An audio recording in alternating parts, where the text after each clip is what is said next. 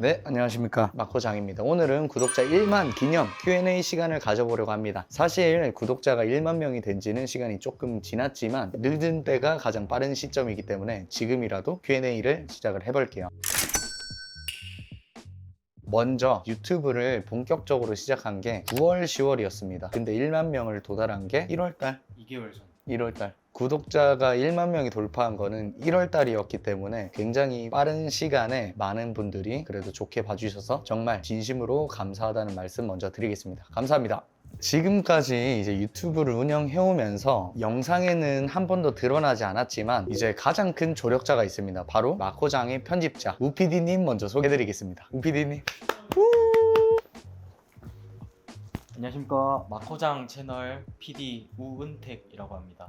네, PD님은 어쩌다가 저랑 함께 하게 되셨죠? 저는 2019년에 대표님이랑 아프리카에 1년 동안 해외 봉사를 같이 갔다 왔는데요. 그 뒤로 군대도 갔다 오고 여러 가지 하다가 이제 대표님이 영상 편집자를 뽑는다고 해서 제가 지원을 해서 지금 같이 일하고 있습니다. 네, 저희 우PD가 스위트홈 촬영장에서 막내로 있었습니다. 그쵸? 네.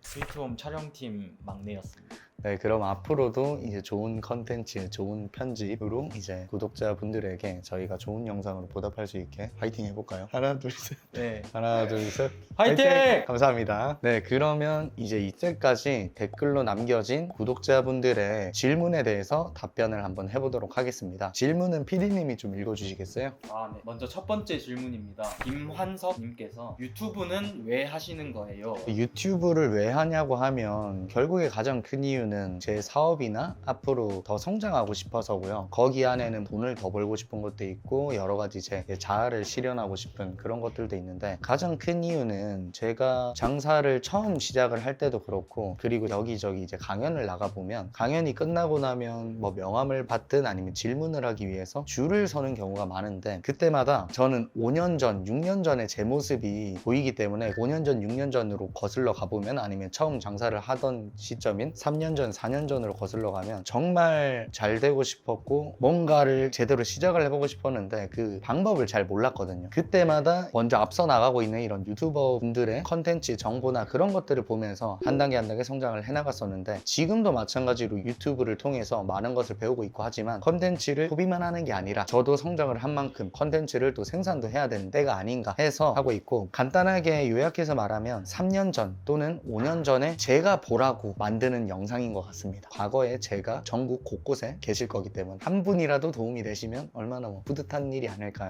그럼 두 번째 질문은 타노스님께서 이렇게 살면 안 되겠다, 열심히 살아야겠다 하는 결정적인 순간이 있었나요? 열심히 살아야겠다고 하는 순간은 결국에 저희의 가장 큰 동기는 결핍입니다. 뭐 그렇게 막 찢어지게 가난했지는 않았지만 그래도 하고 싶은 거를 마음껏 할 수 있는 가정 형편은 아니었기 때문에 주변에서 조금 적은 돈 때문에 싸우는 모습 그런 모습들을 보면서 참 안타까운 마음이 많이 들었었습니다. 적어도 내 인생에서 그렇게 좀 작은 돈 때문에는 싸우는 일을 안 만들고 싶다, 돈 걱정을 안 하고 싶다는 그런 결핍이 강했기 때문에 처음에는 단순하게 그냥 돈을 많이 벌고 싶다, 더 정확하게는 월에 1,000만 원만 벌어도 내가 소원이 없겠다고 생각을 하면서 그때부터 시작을 했던 것 같습니다. 돈이 없으면 어떻게 되는지 그 결과를 봤기 때문에 그렇죠. 세 번째 질문은 김수현님께서 창업 준비 중인데 컨설팅도 하나요? 아니요, 컨설팅은 하고 있지 않습니다. 컨설팅은 하고 있지 않지만 댓글이나 아니면 저한테 따로 연락을 주시면 제가 돈을 받고 제대로 된 컨설팅은 아니지만 방향 정도는 가볍게 얼마든지 질의응답 정도는 해드릴 수 있으니까 편하게 연락 주시면 될 것 같습니다. 네 번째 질문은 김서하님께서 마코장님 파스타도 배달로 하셨다고 했는데 파스타는 왜 그만두게 되신 건지 궁금합니다. 그리고 배달 프랜차이즈 중에 파스타 카테고리는 특히 왜 무배가 많고 경쟁이 심한지 얼마나 남는지도 궁금합니다.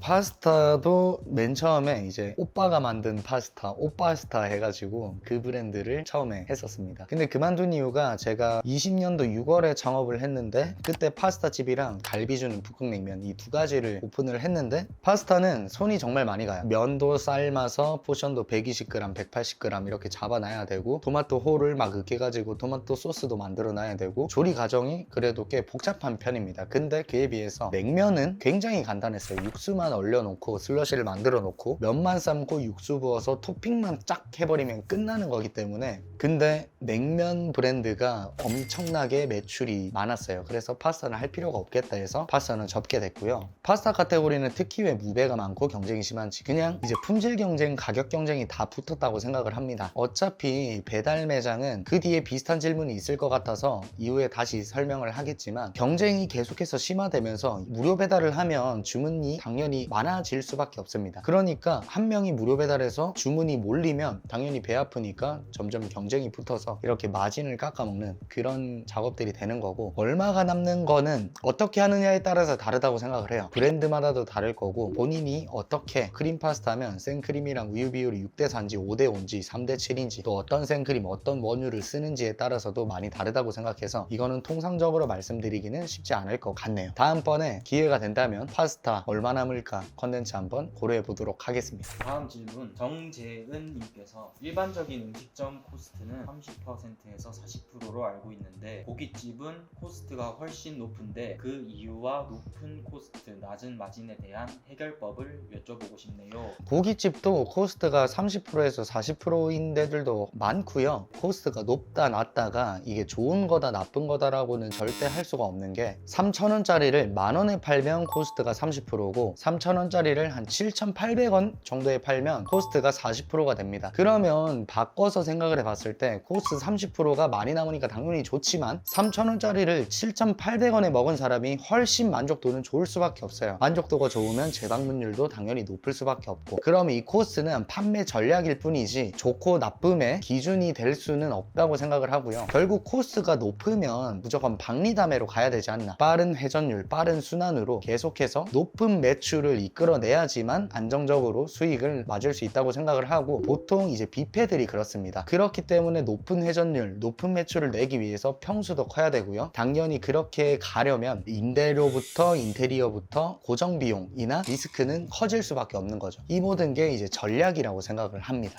다음은 돌고래님께서 항상 유익한 동영상 너무 마음에 들고 발전해 나가는 영상 클립들도 멋지십니다. 감사합니다. 배달 장사에서 홀 시장으로 넘어가신 건 현명한 선택 같은데 이 이유가 마진이 맞지요? 일은 연락에 하고 플랫폼들이 앉아서 다 떼어가니 이렇게 보면 되겠죠? 제가 22년도 2월 달에 홀 매장 첫 매장을 창업을 했는데, 이거는 그때 그 역사가 중요합니다. 21년도 10월 이전까지는 대한민국은 그야말로 코로나로 완전히 혼수 상태였습니다. 모든 홀 매장이 운영을 제대로 못하고 사람들도 외출 자체를 꺼려하는 분위기였기 때문에 대부분의 외식 소비가 배달로 이루어졌었어요. 근데 그 소비가 21년도 10월 달이 되자 위드 코로나를 정부에서 실시했습니다. 그냥 코로나랑 같이 살자 이건데, 그러면서 영업 제한도 다 풀어주고 하면서 사람들이 배달에 질려서 영업 제한을 풀자마자 밖으로 쏟아져 나오기 시작합니다. 그러면 단순히 생각했을 때 그때 당시의 시대에는 모든 인터뷰 채널에도 잘 나가는 배달 매장 사장님들밖에 안 나와서 배달 매장에 개나 소나 다 뛰어든 상태였고, 모든 홀 매장도 배달의 민족에 다 등록이 돼 있는 상태였어요. 근데 거기다가 배달은 샵인샵이 가능했기 때문에 한 매장당 브랜드 하나만 등록하는 게 아니라 평균 3-4개씩 등록을 했기 때문에 공급이 엄청났습니다. 근데 그때는 수요도 그만큼 전 국민이 배달을 시켜 먹던 시대였기 때문에 그게 어느 정도 매칭이 됐는데, 위드 코로나를 시작으로 공급이 차 있는데 이제 수요가 홀 매장으로 나가면서 줄어든 거죠. 그때 냉정하게 생각을 해봤을 때 순식간에 매출이 절반으로 줄었고, 다시 예전의 매출을 끌어올리기 위해서는 다시 한번 대한민국에 천재지변이 생기거나 아니면 배달 매장들이 수요가 준 만큼은 폐업이 됐어야 됐습니다. 근데 그 기간은 한 2-3년 정도는 지나야지 그게 정리가 된다고 판단을 했었고, 그때 했던 판단은 이제 배달 전성 시대는 끝났다. 그때의 전성기는 다시는 오지 않는다. 그러면 홀과 배달을 같이 하는 하이브리드 매장을 무조건 넘어가야 된다고 생각을 했습니다. 그거 말고는 선택지가 없었어요. 사실 그때 육가공 공장도 잘못 손대서 빚도 있던 상태였고 마지막 도전이었습니다. 그 해우가 홀 매장이 마지막 도전이었는데 운 좋게 잘 됐던 거죠. 그리고 일은 연락이 하고 플랫폼들이 앉아서 다 떼어가니, 사실 앉아서 떼어갔다고는 생각을 안 하고 배달의 민족도 당연히 한 기업으로서 이윤 창출을 하기 위해서 그 앞단에 엄청나게 적자를 봐오면서 그 플랫폼을 키워왔고, 결국에 자리를 잡아놓으니까 이제 돈을 벌어가기 시작을 하는 건데, 사실 조금 그 수수료가 과한 감은 없지 않아 있는 것 같습니다. 그게 정상적으로 돌아가려면 음식 가격이 굉장히 많이 올라가거나 수수료를 좀 줄여줘야 되지 않나. 기업의 입장에서 보면 존경스럽고 보고 와 진짜 사업을 잘한다는 마음도 들지만 이제 저는 DNA가 자영업자에 가깝기 때문에 자영업자 입장에서 봤을 때는 너무한 거 아닌가 싶은 생각이 조금 들기는 합니다. 다음 질문은 기상청 형님과 만나게 된 계기가 궁금합니다. 네, 이거는 이제 많은 분들은 잘 모르실 것 같아서 저희 팀원 중에 기상청 출신 분이 있습니다. 밥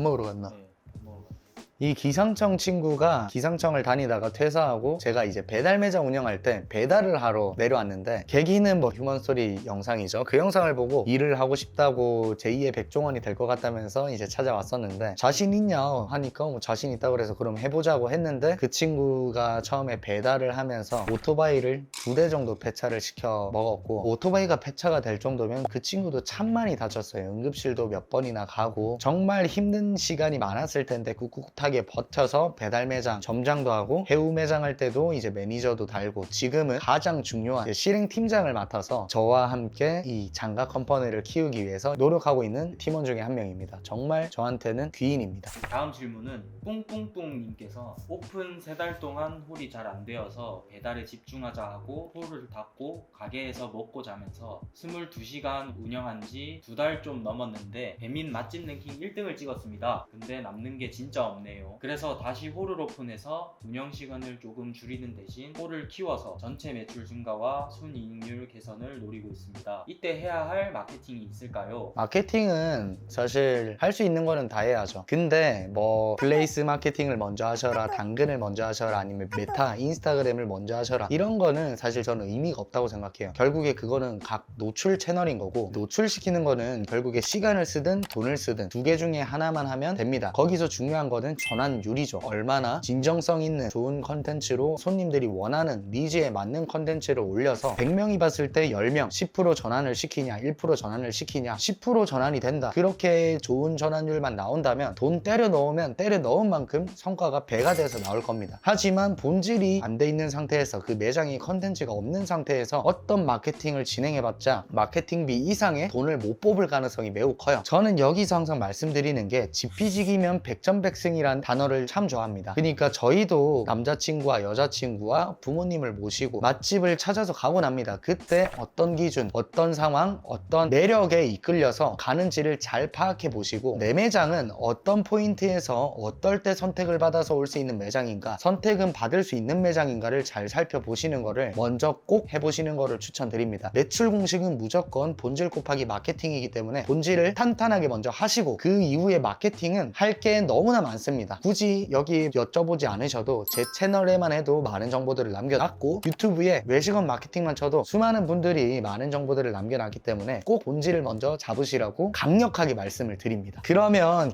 Q&A를 해봤는데요. 제가 이제 장사를 하다가 마케팅 회사로 넘어온 지가 1년이 됐습니다. 이제 1년 사이에 굉장히 많은 성장을 했어요. 회사의 규모로 보나 제 스스로로 보나 1년 사이에 강연도 정말 많이 나가기도 하고 강연을 하면 50명에서 100명, 많게는 150명, 200명까지도 모여서 그 많은 사장님들 앞에서 강연을 하는 기회도 많이 생겼었고 지금까지 한 200여 개가 조금 넘는 매장들을 마케팅 컨설팅을 해드리면서 저도 간접 경험으로 엄청나게 많은 성장을 했고요. 예전에는 저희가 이제 머리도 다 같이 직원들이랑 빡빡 밀면서 집에서 자면서 나오면 거실에서 이제 작업을 하고 했는데 지금은 100평짜리 사무실이 생기고 이제 직원이 17명이 생겼습니다. 굉장히 회사도 많이 커지고 앞으로 해나가야 될 미션들도 굉장히 많은데 앞으로도 건강하게 사업을 해나가는 모습을 꼭 보여드리고 싶고요. 지금까지 올 수 있었던 게 모두 다 여러분들의 응원 때문이 아닌가 싶어서 다시 한번 감사하다는 인사 드리고 싶습니다. 감사합니다.